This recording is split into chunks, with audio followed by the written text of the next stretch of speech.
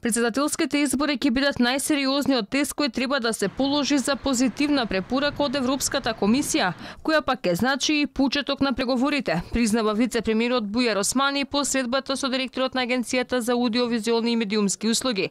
Сепак Османи прстот го насочи кон медиумите како клучни во спроведувањето на реформите, за да се задоволат европските стандарди. Изборите овде ќе бидат важен параметар, односно важен момент да се одреди зрелоста на институциите, дали се спремни да започнат преговори, дали се спремни да се соочат со предизвикот на членство во Европската унија, и затоа го повторив ставот дека помалку важно ќе биде кој ќе биде председател, отколку какви избори ќе имаме. И тука сметам дека простор за грешки не смее да има.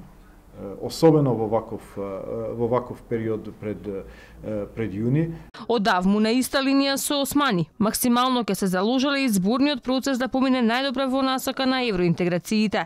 Агенцијата ќе ги вложи сите напори во наредниот период, како што го правеше тоа и до сега, 100% да помогне во добивање прво позитивна препорака и извештај на крајот на мај и отпоштување на преговорите за членство на Република Северна Македонија во Европската унија.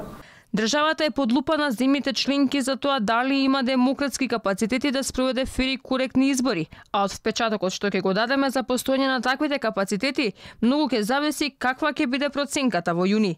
Но не само изборите, земјава треба да одговори на сите барања кои ги испорачува Европската унија.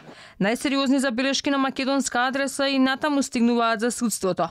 И додека власта убедува дека Македонија е близко до влез во големото европско семејство, граѓаните на земјите од Западна Европа веќе се изјаснија.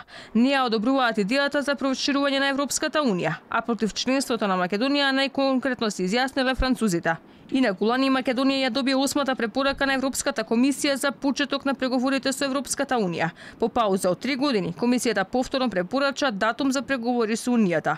Во минатото имавме 7 препораки, последните 2 беа условени, а не само од Брисел. Укор за бавни недоволни реформи во судството пристигнуваат и од Вашингтон. Во неодамнишниот извештај на Стејт департментот, меѓу друго се забележува дека има напредок, но и сериозни забелешки за селективна правда, корупција и притисок врз медиумите.